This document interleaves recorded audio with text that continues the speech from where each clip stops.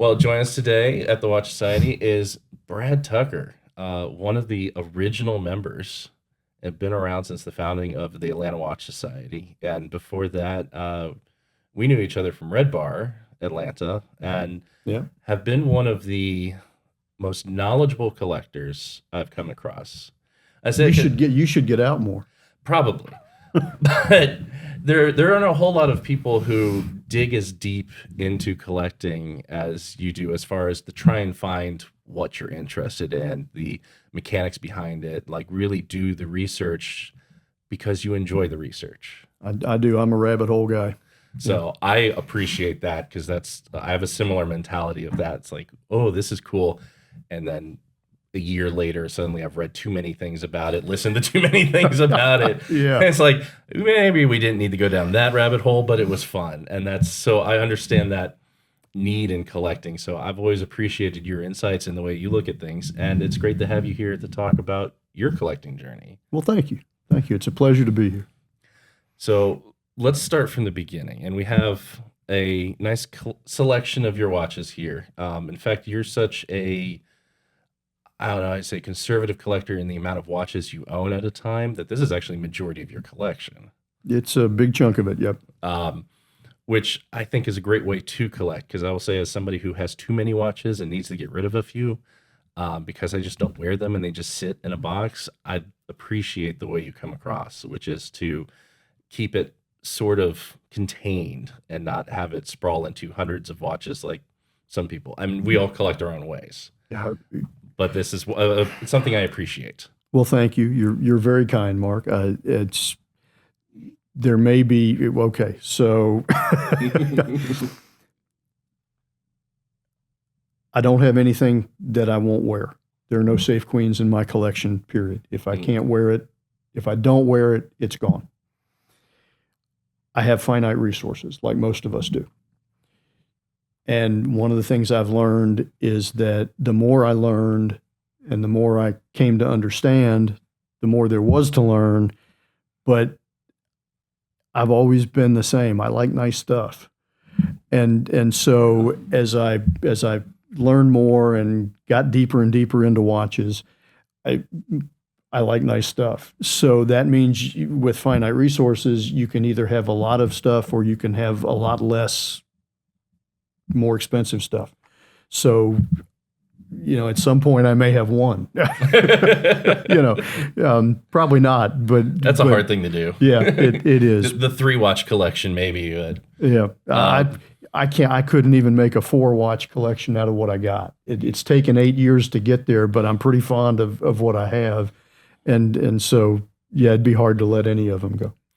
So my first question is, what was the first time you noticed watches or started caring about them? Not before becoming a collector. Yeah.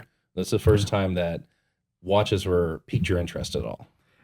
I've always liked watches. My first watch was a high school graduation present at my request. That's pretty good. And it's been lost to the mists of time now. But not that long ago. But it was an old Seiko. It was a new Seiko at that time. But I was thinking about this before I came in to chat with you today, and I'm still a kid at the end of the day. It seems like my tastes are largely circular. Mm-hmm. I like a lot of the things that I liked when I was a teenager. The difference between me then and me now is the quality's better. Fair. But the things are kind of the same. So my first watch was a Seiko Quartz, extra flat, gold tone, integrated bracelet, rectangular watch with a minimalist sector dial. And as I think about my collecting now, form watches, sector dials, minimalist, kind of the same. So since I was about 17 or 18 years old, watches have been a part of my everyday life. Yeah, to say if you look at all the watches, there is hardly a complication on the table. No, I've sold all of my complications. The closest thing I have to a complication is probably the chiming, the chiming function on the strike. I'm gonna say ignoring dates that are a complication, but one we usually don't think about too much. The striking hour is the only complication. Well, no, I have a GMT.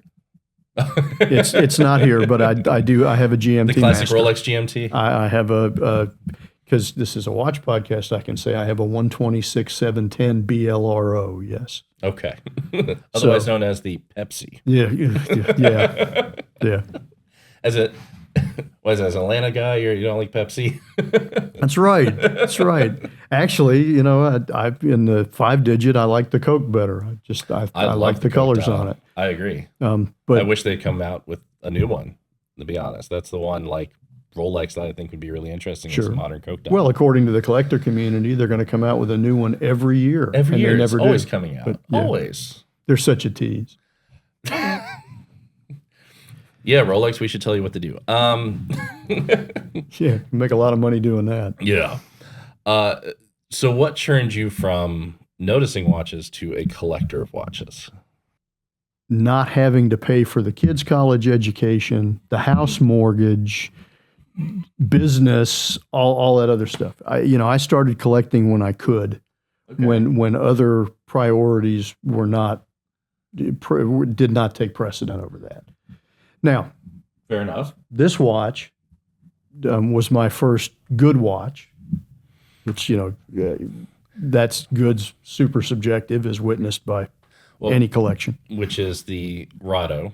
Yeah, so that's a Rado Integral, 1991. Which is the year after it was launched with the ceramic bracelet. Yep, these guys were the first watchmaker doing ceramics, and at the time, all I knew was I thought it looked cool. And it wouldn't scratch because I don't. Patina's not part of my deal. I like a watch to look as nice as it can.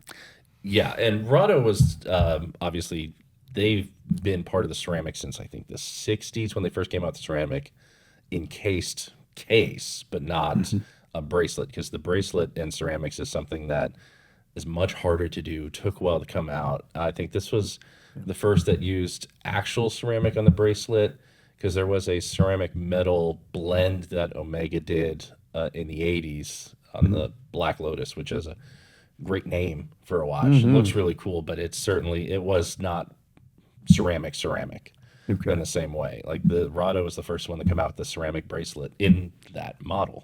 Yeah. It's very early 90s, but at the same time, I still think that holds up. Oh, yeah. Well, and they still make a variant of that. So the couple of things that are funny about it from its dated standpoint. So this is 22 millimeters across. Yeah. Right? So it's pretty thin, pretty narrow is a better word. This was the man's size in 1991. And now it's the woman's size. The man's is 32 millimeters across. The woman's is 22. So, 5 millimeters thick. It really appealed to me as something that had a certain style to it. Yeah. I was a lot younger and my eyes were a lot better, so I could tell what time it was. But, I got this watch. This was, like I said, my first good watch, quotes. Shortly after I got married, my father-in-law said, out to any of my kids, including my in-laws, if you quit smoking for a year, I'll give you $1,000. Okay. And this is 1990, and I had 2 young kids, and I'd been a smoker since I was 12 because I was in Winston-Salem, North Carolina. Home and of basically, nicotine. Yeah, that's it, right? So, you basically you breathe the air, you're smoking. So, anyway, so it was time for me to quit, and I knew that, and so I said, hey, there's a good excuse. And so I did. I quit. And after the year, my father-in-law gave me $1,000 and said, good job. And I had already decided that I was going to buy a nice watch because that was something that could commemorate the fact that I had made this commitment and done something hard. And it was an ongoing reminder that I could wear on my wrist and it would last and be a durable reminder of an achievement. And so I did. And that was my everyday only watch for 20 years. That's amazing for someone who's turned into a collector, that was your only watch for 20 years. But also, it's a great reason to buy a watch. And I think one of the reasons why many of us get into this is having that thing that's the reminder that I achieved something, and quitting smoking is an achievement. Because that is not. I've seen people go through it. Not an easy thing to stop. I was lucky. It was not as hard for me as it is for a lot of people, and so I was blessed. But yes, I think that one reason people collect is to commemorate events and milestones. And if we're lucky, we have enough events and milestones that after a while, look, we have a watch collection. There's a collection. Hey, that's a good reason. How'd that happen? So moving down the list, we have the classic two-tone Rolex Datejust. That is as American Psycho a watch as you could ever hope for. That's fair. It is a 16013 from 1987 with the champagne dial, Jubilee bracelet. This was my father's watch. Okay. So this was gifted to him by his boss at RJ Reynolds for a major project that he had undertaken. And I inherited it when he passed in 2009. So, this is the only watch in the collection that is separate from the collection, in that other things may come and go. And this is a watch I don't wear very often, but it's a watch that I'll always have.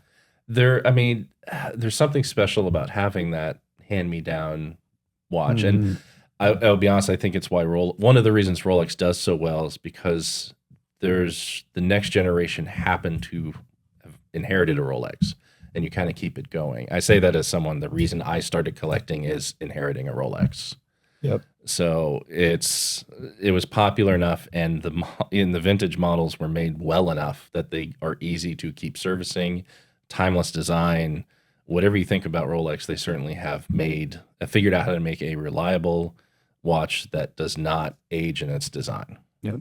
So it's easy to hand down.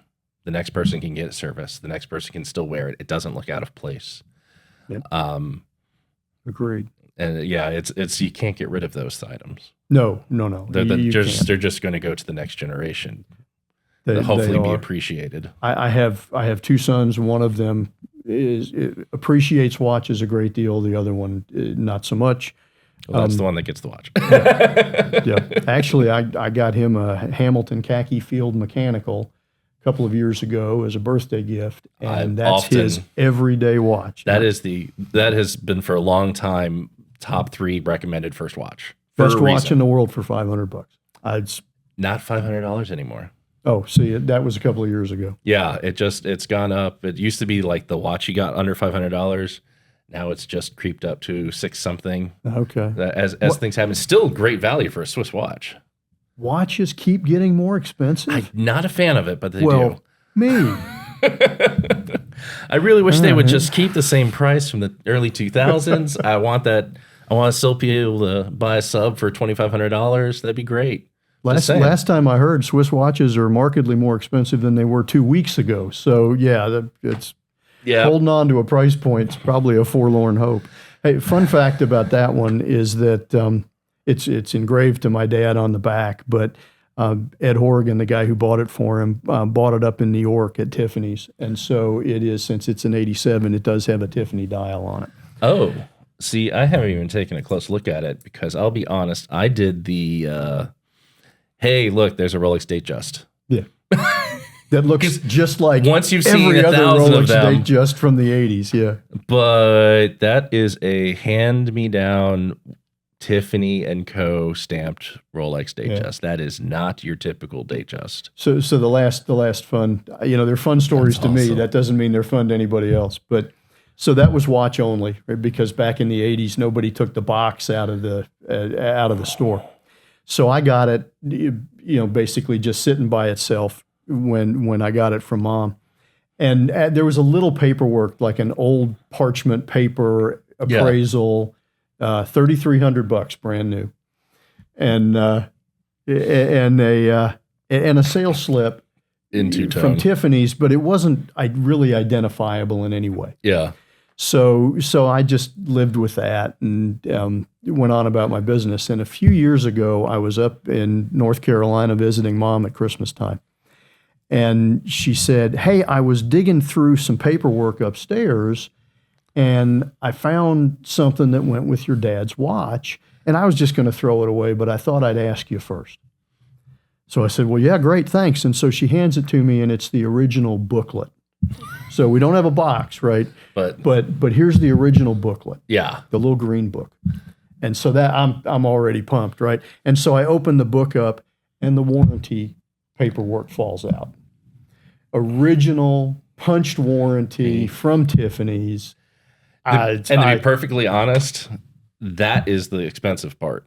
Yeah. Because the box, they didn't even come with the box. The box was shipped separately from the watch. Yeah. Pick a box from the time period. It's the same box. You can buy them. So I got to tell you, I still get goosebumps when I think about it. I told her, I said, Mom, this is the best Christmas present you could possibly have given me. Holy smokes. It's one of those, like, that's a special, I love how you're just like, oh, fun fact. Yeah, it's also a Tiffany. Oh, I have the paperwork. That was as much fun. Getting the paperwork was as much fun as getting a watch. I mean, that's how silly we are about this stuff. But that's how silly I am about this stuff. No, we as collectors tend to get silly about little things like that. And it's a special, I mean, that adds to it. Mm-hmm. Just the extra level of, we have the paperwork. It's a Tiffany stamped. It's engraved. So then we have a big jump, moving from the vintage to the ones you've kind of gotten more recently. Right. Before getting to these, was there kind of a journey, or did you just jump into the deep end immediately? Well, there's always a journey. Yeah, it just depends on how long or short it is. And because I know you had an Omega Aquaterra, you had you have a Rolex, kind of the usual before jumping into the hierology, because you kind of went. That's where your concentration's been recently, which I mean, I am happy that you have, because I get to see these things. So, well, I guess should say, what took you from kind of the Omega Rolex, the usual spot where people jump into on the luxury watch food chain, sure, to the hierology? Did I mention I like nice things? That's a good point. But you went from nice to nice. So, folks who know me have probably heard this story, probably to more than they want to. But I wore this every day for 7 years. And at the time that I started looking at other things, I was in the collision repair business and walking around a body shop with a two-tone Rollesaur Rolex. It's not good for the watch. The body shop, this is a 1980s watch. Talk to a customer and you're wearing the American Psycho watch. That's right. I mean, it's just the optics were bad. It was, again, not a good place to wear a nice watch or a watch, an older nice watch. And so, I said, and I have a good friend named Ross, who a lot of us know, and he has called me out for some of the more blatantly stupid statements that I've made during my collector's journey. Like, this is the last watch I'm going to buy, or that's a blatantly I'm stupid done statement. now, or I've got I can't buy any more watches, Sure. or I'm not going to buy any more watches. This is the one I'm buying this year. Yeah, so he's laughed at me with good reason for many times for making statements like that. So, so I said, okay, I don't want to do this because reasons mentioned. So I'm going to go out and I'm going to buy one good watch. Okay. One good watch. That was about 25 watches ago. Welcome to the collector hobby. Yeah. So I did a lot of research and I bought the Aquaterra, and it was a good watch. And I wore it, and I told Ben Clymer when I got to meet him one time, I said, Ben, you've cost me a lot of money. And he said, yeah, a lot of people tell me that. And it was because Hodinkee was a big part of my education as I went down the rabbit hole. For many a people. And recently there was a discussion, Adrian Barker on his podcast was discussing whether or not watch journalism was dead. Oh. And my answer to that was watch journalism died when Joe Thompson retired. So if you've read any of Joe's stuff when he was an editor for Watch Time magazine, and then he was with Hodinkee for all those years, the resources. Why am I a collector? I'm a collector because the opportunity and the resources came along at the same time. I was at a point in my life where I could indulge myself a little bit in a personal hobby, and all of this information was now available online, and I could research and learn and study. And so, I mean, the circumstances conspired to benefit me emotionally and to benefit the Swiss watch industry financially. So there you go. So I had the Omega, and I was learning and reading and studying, and I said, okay, I want one really good watch, one haute horologie watch to go with my one good everyday watch. So, that's two, right? So the first one good watch is already shot to shit. Yep. So now one good watch. So I went from that, and I picked out and wound up buying a Lange 1. And I have had people say, Brad, that is a little bit of a step from a steel Seamaster Aquaterra to a rose gold Lange 1, and it was. Yeah, but, if you can. Yeah. Well, you don't need to buy everything in between. Yeah, true. And I bought that pre-owned. Let me tell you, here's the secret to my collecting journey. God protects fools. It's the only reason I'm still on the planet. Bought it pre-owned, and when? I bought it pre-owned in the summer of 2018, spring of 2018, online. Yep. Through Time Zone from someone I'd never met. Now, let's just buy our high horology watch before the boom from some rando on the internet. Yeah, great, right? So the rando on the internet turned out to be, and this was my ignorance, not theirs, he turned out to be the moderator of the Lange Söhne forum on Time Zone. Okay. And I reached out because I didn't know who he was, and I said, hey, I'm interested, I'd like to buy it, but I need some references.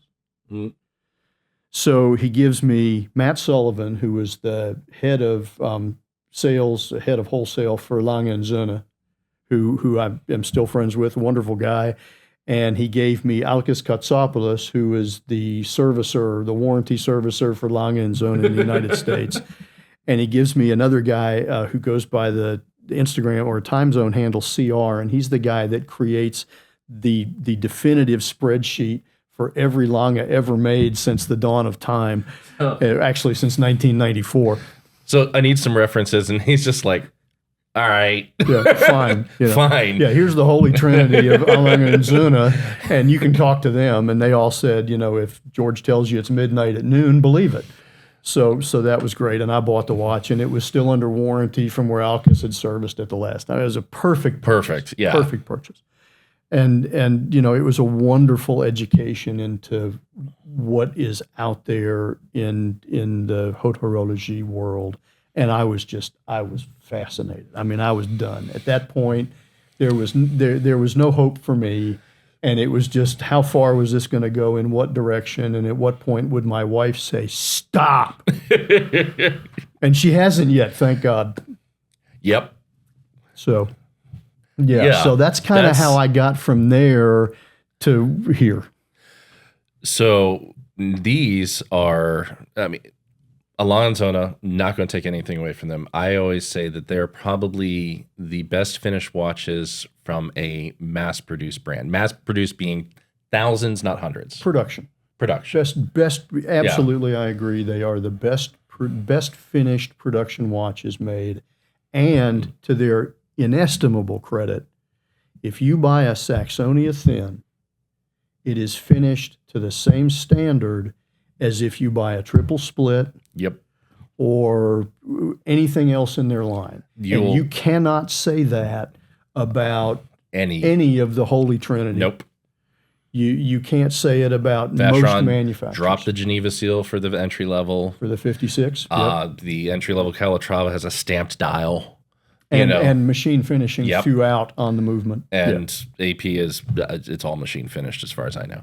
I have it on good authority Yeah. that's true. So, Except maybe when you get up into their Grand Comps and things like that. in which case, God, I hope so that they're not no longer machine Agreed. finished, but I do not know. Agreed. So yeah, Lange, they make 5,000-ish watches a year from what I remember, and they're all finished to an incredible standard. Yes, and if they you are. want better, it's going to be really a small group, and they're going to not make thousands; they're going to make hundreds more likely, Or tens. or tens. Yes, yeah. There's always the Philip Dufours of the world. Yep. Well, and in this era of Romain Gauthier, he made between 50 and 70 watches a year. Yeah. So let's get into the hierology. Which came first, the Laurent Ferrier? The Laurent Ferrier. Is this the natural escapement? Yes. So you not only jumped in number to production, finishing, but also movements. So As far as Yeah. something that is not your typical movement, because it's not a random, it's not the typical Swiss lever. It's a Right. natural escapement. So what made you want to do that? So, but my journey is as much as anything a series of revelations to me, right? Not to the world, to me, where I convince myself of something, and then the revelation is, oh, you're full of crap. So Okay. back early days, I was a huge escapement guy. Loved and I love the technology that goes into watches. I remember you talking about, like, I don't want a watch that doesn't have a free sprung escapement and things like Yeah, that. well, free sprung balances are Free sprung definitely balance. a big thing, but there was a point when my collection had, I had the Aquaterra, which uses the coaxial, Yes. George Daniels coaxial escapement, industrialized by Omega. I had Rolex, which is a very highly refined Swiss lever. Mm-hmm. I had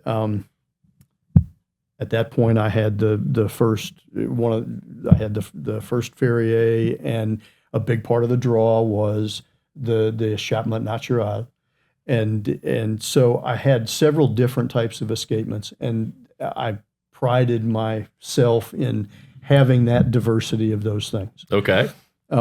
So this watch came along because I had become more and more aware of the independence, and this is 2018 into 2019. So it's still before the COVID boom of everyone getting to know everything. So so the one that got away, Yeah. right? So I'll go off topic for a second here.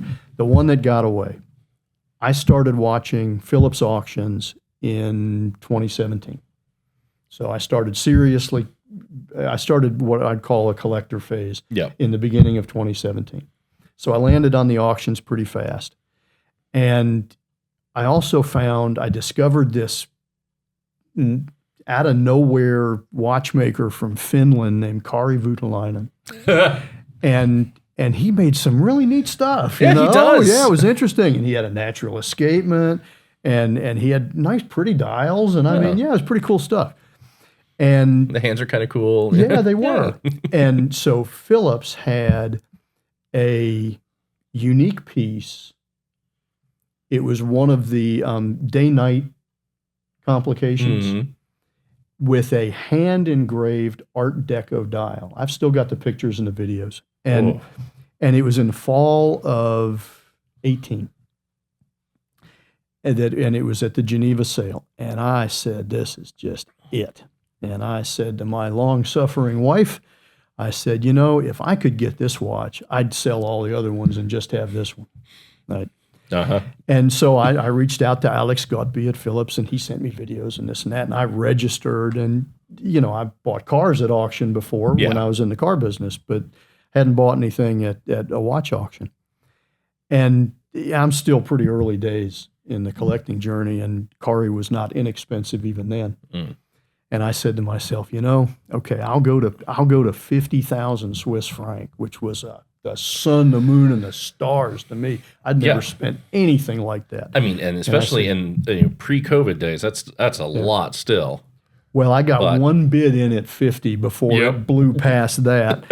and the funny thing is, it hammered for like all in, it was like 82,000 Swiss franc. Right. And this is not just the Von Wheat. This is the Von Wheat with the day-night complication in the small subsecond, the small subdial. That's not that much more considering. God. But that watch today, if it came back up for sale, it'd be 300,000 if it was a penny. So yeah, I mean that was the one that got away. That's a lot of money. But in the scheme of what it's worth today, I know. I was a fool not to stay on it. But that's hindsight 2020. Yeah, well, like I said, if I had a buck for every time I'd been a fool, I could buy one of these watches probably. So anyway, so escapements were important. I discovered Laurent Ferrier, and his designs immediately resonated with me. But there were other independents that were also interesting. Mm. And so I had by this time I'd sold my business, the collision center, and I was doing consulting, and I had just signed a contract to be an interim chief operating officer for a company, and they were paying me pretty well. And my consulting business was always geared to be a way to pay for health insurance and a way to help support my watch addiction.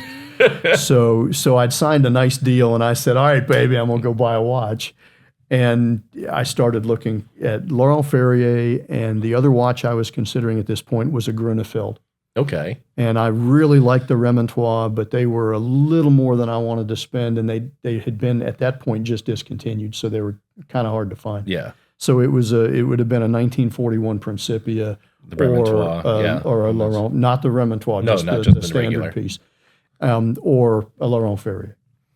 And the Laurent Ferrier was attractive to me because of the escapement, because of the hands, just a lot of the things that it's a much more classic watch than the Principia. It is, and people who know me, and this is an aberration today, I usually dress more loudly. Yeah. But we're here to talk about the watches, not my polo shirt. So I dress a little more flamboyantly, but my watches have always tended to be pretty conservative, and I don't know why that is. I'm a nut, maybe, but that's it. So I was looking around trying to find the right Laurent Ferrier. Oh, and this is January of 2020. So we're 2 months before the world shuts down. The world shuts down. Every in-stock Laurent Ferrier I could find at any AD in the United States was 30% off. And a brand new stainless steel Gallet was half again less than they are today. I mean, a huge difference. The Principia, everybody was offering me 15-20% off. Yeah, I mean, it was a different world. Yeah, because in 1 year later, there's going to be a 3-year waiting list. Yes, absolutely. So you had more choices. Yeah, but I couldn't.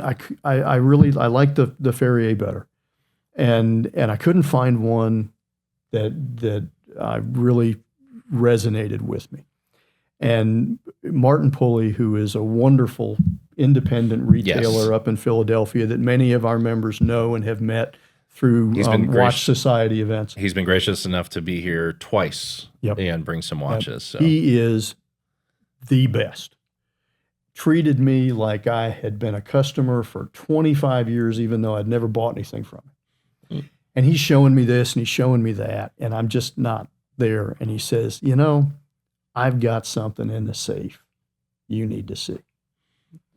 And this is all online. I mean, telephone and through the computer. I still haven't been in his store. Because he's based in Pennsylvania. Philadelphia. Yeah. Manayunk, right near downtown. Got to go visit it. It's supposed to be really cool. So anyway, so he trots this thing out and sends me a picture. And I said, that's awesome. And so, long story, slightly less long. Yeah, I bought the watch from him, and I've had this one now for 5.5 years. I love the collection that I've been able to curate and been fortunate enough to curate. I can say without hesitation, all love and respect to Sylvain, this is my favorite watch. Okay. It was when I bought it. It still is. It's a classic. It's a timeless design. It's an appreciation for how beautiful simplicity can be. Yes, that's exactly it. And when it's that simple, it has to be perfect. Yes, there is no anything room for off, error. And it doesn't feel just right. Yep. And Laurent's cases, his hands, the indices, it's the most beautiful micro rotor movement available today, I believe. There's just nothing wrong with this watch, to my eye. And it's titanium, so it's light, and I have come to appreciate that I prefer light watches to heavy watches. That said, the next one's a big old platinum piece. So yeah, there's exceptions to everything, but yeah, it's and finally, when I got over my phobia about changing straps, you can slap any strap on this watch. It spent the summer on an orange Jean Rousseau rubber strap, and it was my go-to summer watch. That's a nice little bit of flash on a simplistic watch. I like that. Yeah, summertime. And in Athens, it may not be okay. It's certainly not okay during football season, but occasionally you can get away with wearing orange until football season starts. Football season starts. I took that off right before the first game of the season because now it's red and black and red, black, and gray. So you see I've got my Go Dogs strap on this I have my now. orange and green NATO that goes on my white and orange Aquaterra during football season. That's my Saturday football watch for, Go Canes. I understand. And I hope you're in.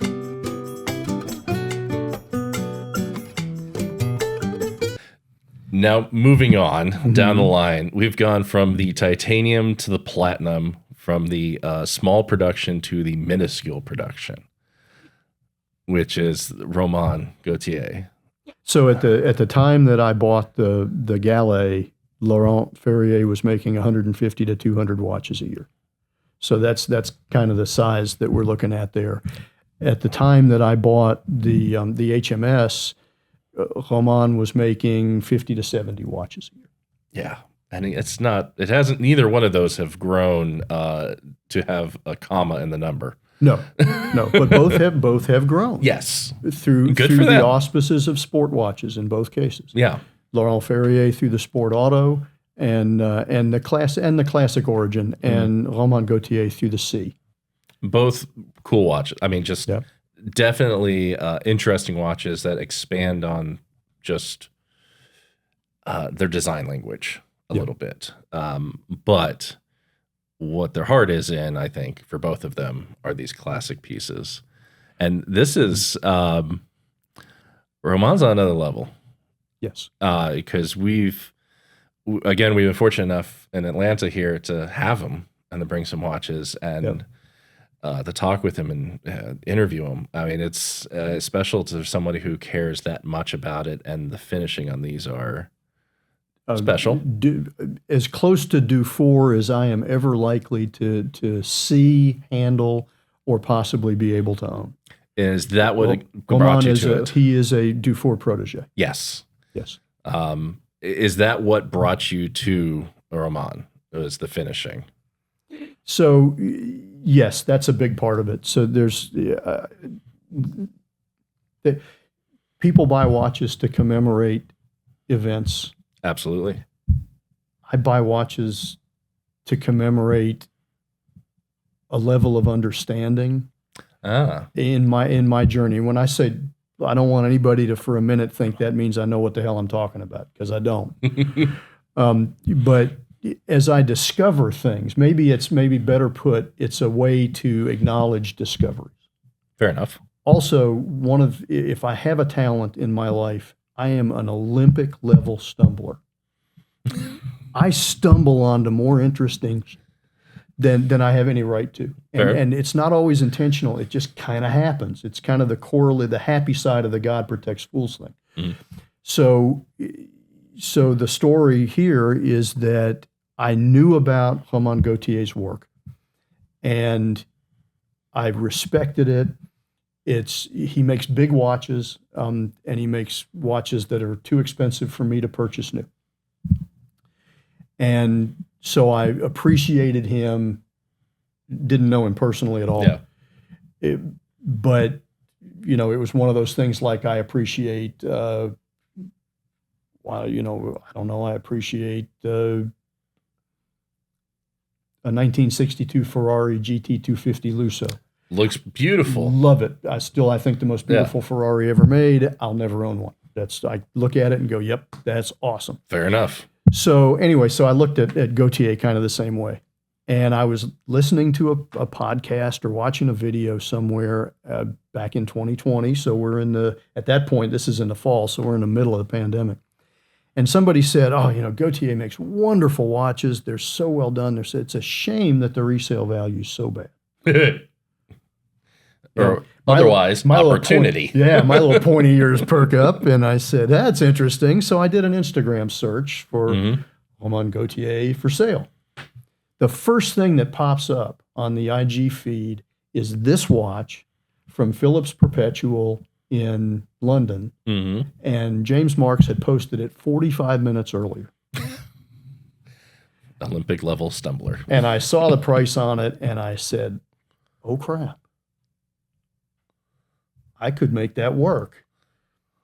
And I went to my long-suffering wife, Vera, and I showed her a picture, and I said, oh, crap, I could almost make this work. And she said, well, then, you ought to go ahead and get it.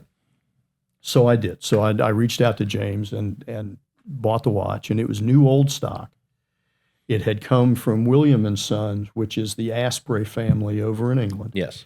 And their store had gone bankrupt during the pandemic, and Phillips bought their inventory. And so the real story behind the watch is not so much that, although it is, because I said, when I bought it, I said it commemorated an understanding. I knew enough about the brand and the value that it represented and the quality and the finishing. I had enough of an education at that point that when I saw it at that price, I could make a snap decision and knew that it was a good decision. So that was cool. But the real blessing in this watch, besides its immense quality and finishing, and I mean, it's as a watch, it's a hell of a thing, is the real understanding, and what advises most of what I do now is that I bought a maker who made a great product. The product is great, but the product pales in comparison to who Romain is as a human being and the way he interacts with me. And I'm nobody. I mean, he's got collectors that have spent tons. I have one watch that I bought from Phillips, not from him. Yeah. And so effectively pre-owned, right? And he has treated me like I'm a member of his family. And it's just incredible. There are people in the watch world that come with an ego because they think they've earned it, period. Yes. And that there are a few that come humble no matter what, and almost too humble because you're like, you know who you are in some ways. And Romain is one of those guys that is just, will talk to anyone, just loves talking about it, is one of the nicest. He is the nicest big name I've met, period. He is an extraordinary gentleman, and his humility is as authentic as it could possibly be. I mean, it is not a facade or a charade. He is the real deal. And I value that watch as much, if not more, for the relationship that I have with Romain. And I mean, it's an extraordinary watch, so that means I really value that. So he's an extraordinary guy. And that's great. And yes, that's a heritage product. They don't do things today that they did back then. And one of those is the bercé anglage on the movement bridges. Most anglage, as folks probably know, is a straight 45-degree angle. Yep. between the horizontal surface of the bridge and the vertical side. But bercé anglage is curved consistently through the depth of the bevel. That is your Philippe Dufour heritage Yes. coming there. So when you do bercé anglage on a sharp interior angle, the skill it takes to make both sides of that angle match, extraordinary. That's when you're like, why is the watch so expensive? It's like, just one, it's like, why is the mechanic so expensive? You're not paying for the time that it took to fix it. You're paying for the time it took to become an expert to do it. Yes. And even on that, it still takes so much time. You're paying for the rare expert that can do it at perfection, and it takes time. Yep. So the labor required is the reason why. And it's also the reason why nobody does it, pretty much. It's because it takes so much time and money that there's only a certain amount of those you can make a year. Sure. Well, and as you rightly pointed out, the time it takes to learn. Yeah. Just learning to do hand-finished anglage, just the regular 45-degree angle version, on curved surfaces with exterior and interior angles. It takes years to do that. That's before we even start to talk about this level of finish. And I've heard, I have talked to one independent watchmaker. They said their biggest complaint is that they sit there and take all these years to teach somebody, and then they get their people poached by others. So they're continuously just trying to train because they keep losing people because they're known to be good at training. Yep. So there's victim of your own success sometimes, but sure. Well, there's more demand than there is supply. Much more. And so those finisseurs are in very high demand and have for many years, not to be political, been underpaid and underappreciated.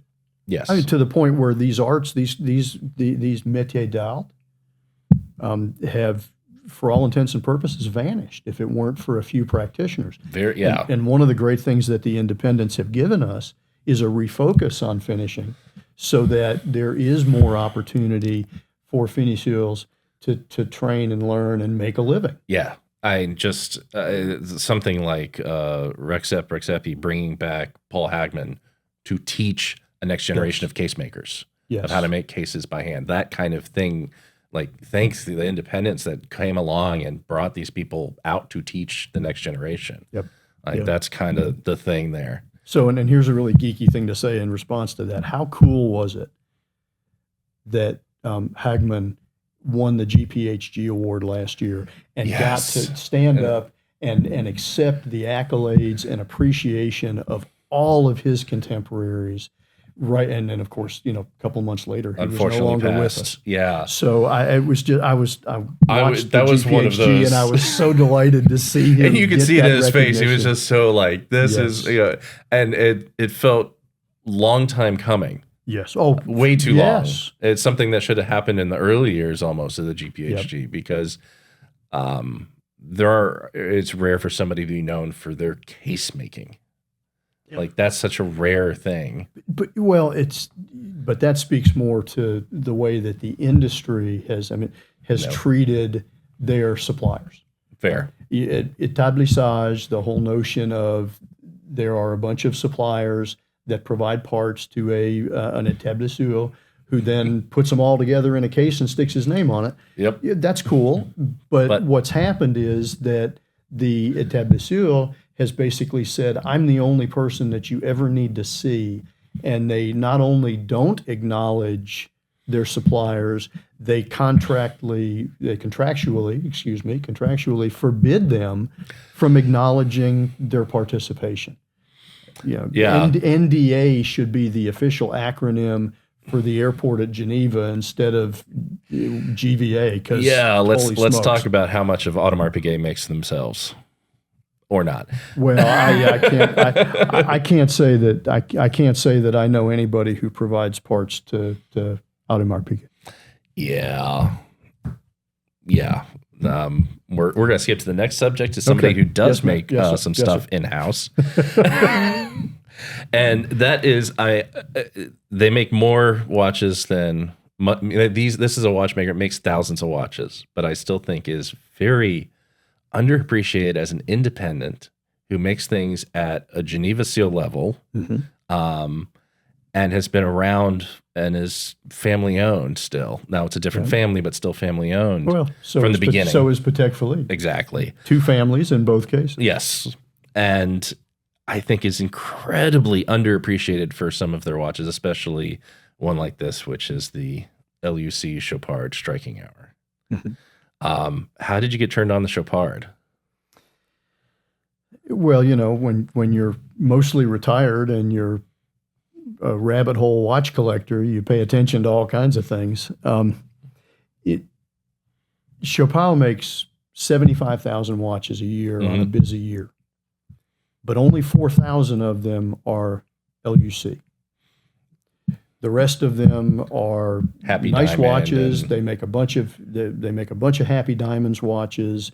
They make a bunch of Mimilia watches. Good products and have a market. There's no question. They're made in Fleurier, Yes. which means they cannot have a Geneva seal because that's not in the Canton of Geneva.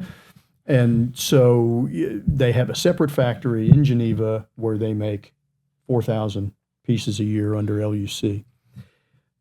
One of the greatest movements of the last, one of the greatest automatic movements, micro rotor movements specifically of the last 30 years is the Chopard 1.96.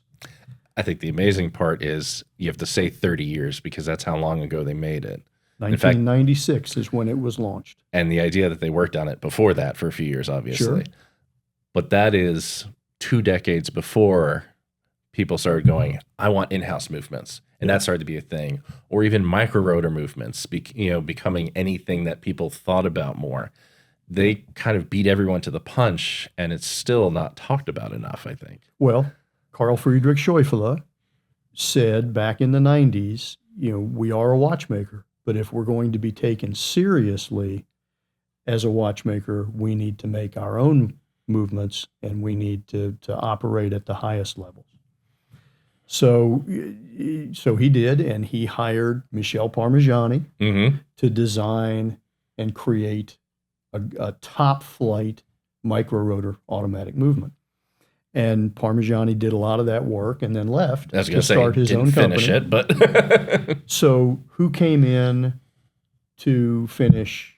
This is the thing people don't necessarily know as much. People know Parmigiani designed it. Who got it across the finish line? I do not remember, and I've written an article about it. Jean Friedrich Dufour, who is now the head of Rolex. That's right. So I knew that. I was like that. It's a name I would know too. There's just horsepower all through that movement, start to finish. So great movement, family-owned company. The Scheufele family, by every measure, takes care of their people. They treat their customers right. I mean, it is a company that is about more than just turning a profit. And I appreciate that. How you do business, it means something to me as a business person. So that watch was a gift. My wife said to me in 2022, I guess it was, she said, you've gotten me so many nice things. I'd like to get you a nice thing. So I want to get you a nice watch. Well, she didn't have to say that twice. and thank you, Vera. So I went out looking, and I had 3 pieces on my radar at that point: a Romain Gauthier C, a Laurent Ferrier Sport Auto, and Chopard in 2022 released 3 watches to commemorate the 25th anniversary of the designing of, or the release of the 196, or actually the 25th anniversary of LUC. And they released the Strike 1, the Full Strike, which was their minute repeater. Yes. And a Full Strike Tourbillon. And needless to say, the Full Strike and the Full Strike Tourbillon were so far out of my budget, never mind. But they all use a really unique striking mechanism, which is a sapphire crystal gong that is actually carved in a single piece with the crystal. So it makes the crystal a speaker. and the sound is just spectacular. So this was the one I could afford, and so it's the one I looked at. Fair enough. And I'll say, I mean, they didn't make many of these. 25 in that Very version. small amount. Yep. And they were gone. Oh, yeah. So by the time I got to see one, or actually I never got to see one before I got to buy it, I got to see the other models in the series, and I got to see their quote unquote regular flying tourbillon in the same colorway and the same dial, and I fell in love, but they were gone.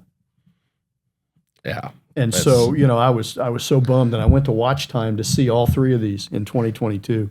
And I, oh man, did I pester Ken Koshiyama, who was the international head of our sales manager for high horology sales. Nice guy. And I just wore him out over the weekend. I said, you got to get me one of these. You got to get me one of these. And I went to the New York boutique, and I said, you got to get me one of these. You got to get me one of these. And the nice lady at the New York boutique said, there's only one left in the world, and it's committed, and there's a couple of people in front of you, but you can be the third alternate. Oh. And I said, well, I don't for a minute believe that there are three people in front of me that have said yes, that are dumb enough to say no after they've seen it. Fair enough. So yeah, fine, here's my information. Gary Getz, who is a very well-regarded and well-known collector here in the United States, and light years beyond where I'll ever be as a collector, a super nice guy and puts up with me, bless his heart. He knew Ken, and he comes over on Sunday and he says, Ken, get this guy a watch. I mean, poor Ken. The fact that he still talks to me is a miracle. Oh, it's like you can't. This is somebody else is already committed to it. You can't do that. That's right. So I go home from New York and I'm out of luck. And I'm on Clubhouse. Anybody remember Clubhouse? I've met so many wonderful people on Clubhouse. I'll never be able to thank them enough. So I'm on Clubhouse talking to a collectors group that I'm a member of over in Europe, and they asked me for a report on Watch Time New York. So I gave it to them, and then I said, I saw this, I loved it, it was wonderful, but they're all gone. And so a couple of days later, one of the founders of that chat room reaches out to me and said, were you serious about wanting to strike one? And I said, oh, absolutely. And he said, well, I know where the last one is. And the boutique director and I are good friends. So let me talk to somebody. And about 24 hours later, he sends me a text where he sends me a message back, and he says, it's yours if you want it. So sometimes relationships are everything. Olympic level stumbler, as you said. Yes, absolutely. Just because I had mentioned that it was interesting, and a week later it was mine. So yeah, it was it's as we all know as collectors, the hunt is every bit as much fun. It becomes the story behind the watch. For me, it is. As much fun it is to hunt, it's actually the excitement of the hunt becomes part of the excitement of the watch. It is. Because sometimes you look at a watch like, man, I like this, but man, the story of getting it makes it, I love this watch. Yes. And you're so right. And I don't know that I had really crystallized that thought in my mind until you just said it. Every one of these watches, the story behind them, except Dad's, except for the was Tiffany the one. Story of the acquisition. Yeah. So yes, it was the story of the hunt. It didn't commemorate my 50th birthday or buying a business or selling a business, or it's the story of getting to know people and they helped you, or or stumbling and getting to know Martin Pulley, getting to know Romain Gauthier, getting to know watch collectors that are helping you out. There is relationships that have come with each one. Yep, and that's it part is. of the story of collecting. It's the huge thing. At the end of the day, it is the people that we collect with and those relationships that it's what makes the hobby enduringly fun. Yes, because otherwise the accumulation I have of shiny things, objects. Yeah, it's kind of an end game. Yeah, but the accumulation of friendships and relationships is an infinite game, as Simon Sinek says. So it's one we want to continue to play. Absolutely.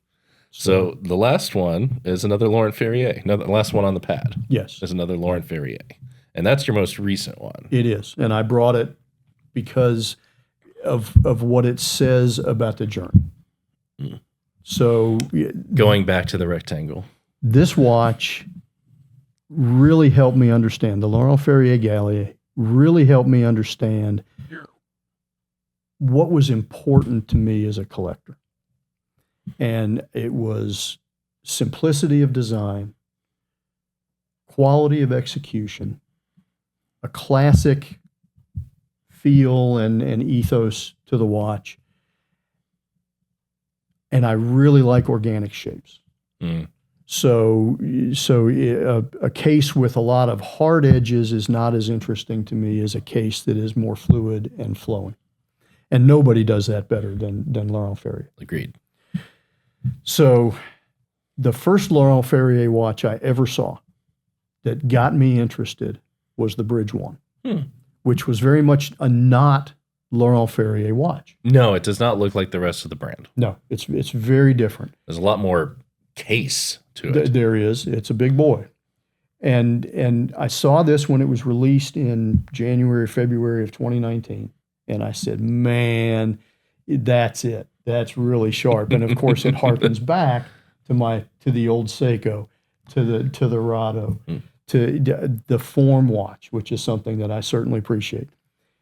At the time, these things were crazy expensive compared to the Gallier with the natural escapement. And I didn't understand it. Probably because it was bigger watches are more popular, I assume, Nope. or No, because that's funny. Because when I think of Laurent Ferrier, I think of the Gallier. I don't think of the Bridge. Sure. Well, and if we go back to the beginning and we think of Laurent Ferrier, we think of the double hairspring tourbillon that was his first watch that won the GPHG Men's Watch Prize in 2010. Well, I always think of the Patek Aquanaut, but And you can go back further because he was on the prototyping team that took Genta's two-dimensional drawings and turned them into the three-dimensional Nautilus 3700. So yeah, he's got chops. He's, as designers go, he's got chops. So anyway, I didn't buy it, and 6.5 years later, I bought the watch. This was the last new Bridge One in steel with the enamel dial in the world.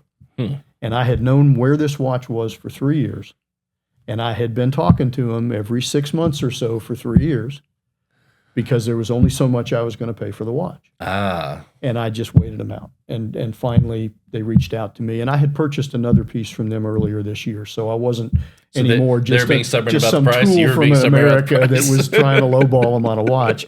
Now I was a tool from America who had actually purchased something from them. So okay. Anyway, so I was able to buy the watch from them a few months ago. And it took me until now to understand why that watch cost what it did new. And it's because everything they did was in the service of a design concept that was completely unique to them. There is a story behind the watch of it being shaped like the Passerelle d'Aile bridge that was outside of Laurent's bedroom window when he was a kid, and he would look out and see this bridge. But there's so much here that was done without regard to cost, only with regard to design. The crystal on the face of it is actually cut from a sphere. They form the crystal as an entire sphere. They cut out a section. It is spherical in its full size. And then not only is it a sphere, but then they bevel it on a curved line. That's going to be hard to photograph. I mean, it's insane awesome to be able to do that. And then you flip it over at the back and you look at the case crystal, the case back crystal, and it's actually curved and beveled, even though it doesn't have to be, just because it matches the design of the case back itself. Who does that? Plus, you have to design a rectangle movement that fits into it, which is another thing that not everyone does when making a rectangle watch. The case itself, the case flanks, are a continuous concave curve, both end to end and top to bottom. So you've got two continuous curves on the side of that case. Now, who does that stuff? So poor watch polisher. They said it took the hours that went behind polishing that case. Oh, I believe it. Several days worth of labor just to polish the case. I completely believe that. So it was in service of design. It's the purest, to me, it's the purest iteration of Laurent Ferrier's commitment to design. He has a commitment to horology and those things, all wonderful. But that's the one that says, when you take the reins off and you take the budget off and you tell me I'm going to design something just because I want to, it's quite a statement. So this brings us to the last watch that is on your wrist, which I think hearing the whole story kind of combines everything, which is getting to know the watchmaker, the personal relationships that come, and then the idea of something made in service of the design first. Has to have both. Yes. It has to have horological value. But yes, old Brad, the guy who was so damn certain that escapements were the be-all and end-all, you hit it on the head. Now, it has to be in service of design, and it has to be well-made, and it has to have horological merit. And that on top of that, a relationship. Like you said, these have all come with a relationship, and the story of hunting it brings that to more even than the watch, right? That was what made the watch valuable to me. More even than the watch is the relationship with someone in the process of its creation and making. So with all of that in mind, I think your journey has certainly led you to the watch on your wrist, which is this old thing. What's on your wrist, Brad? So on my wrist is Sylvain Banal's original watch. This is the Mirage 38 Sienna. And you've actually gotten to know Sylvain before this watch came out, before it was ever mentioned. Yes. Which is a wonderful thing, getting to just kind of reach out to a watchmaker, watch designer at that point. I stumbled on, again, Olympic stumbler Brad. I stumbled on Sylvain on Clubhouse through the same watch collecting group that helped me get this. So the world is not so large, as we all know. But yes, I knew Sylvain for 6-8 months before I even knew he was thinking about doing something on his own, and knew him just as a senior employee of Breitling. Yeah. And was astonished at his passion and honesty and forthrightness about an industry that is very much not forthright about many things. So he was just such a joy to listen to and meet and learn from, that we became friends. And the design, I mean, that is a watch made in service of design. From the case, the hands, the movement, everything is unique. Absolutely. Asymmetrical. Yep. Everything about that is in service of a very different design, which obviously has been appreciated. But only because the movement demanded it. So that's and this is the thing, that it's much better known now. But Sylvain's watch is not shaped this way because he liked the way the crash looked. It's shaped this way because he wanted an extra flat men's classic dress watch in a traditional size, but he wanted more autonomy, a longer power reserve. This has 3 days worth of power reserve. And he wanted a large balance for timekeeping accuracy. Well, those don't fit in a 38 millimeter watch. So he just said, forget the shape, forget the case. Here's the mainspring barrel. Here's the balance wheel. What kind of organic form can I build around that to keep it a manageable size? Because if it was round, it'd be a 43 millimeter. It'd be ridiculous, with this barrel and this balance spring. So it is in service of design, but only because the horological value that he demanded dictated it had to be that way. Form following function. Yes. And it turned out pretty well. Seems to have, yes, sir. I am proud to be fortunate enough to have one. No doubt. And if you're listening to this now, you should check out the interview that Brad did with Sylvain. Came out in the channel not too long ago. It's amazing the stuff he puts up with. I'll tell you. Fantastic interview. I just loved being a fly on the wall on that one. He is a fascinating guy, and great. At 36, he is just he's primed. Started. Yeah. It's I cannot fathom yet all the things that he will do. I look forward to it. Me too. Last question then, as we've looked through the collecting journey and what's brought you here today. For the two people who are still paying attention to this now, holy smokes. There'll be at least 20. What would you say is your best watch memory?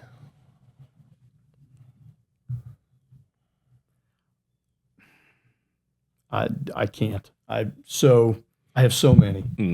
I have so many.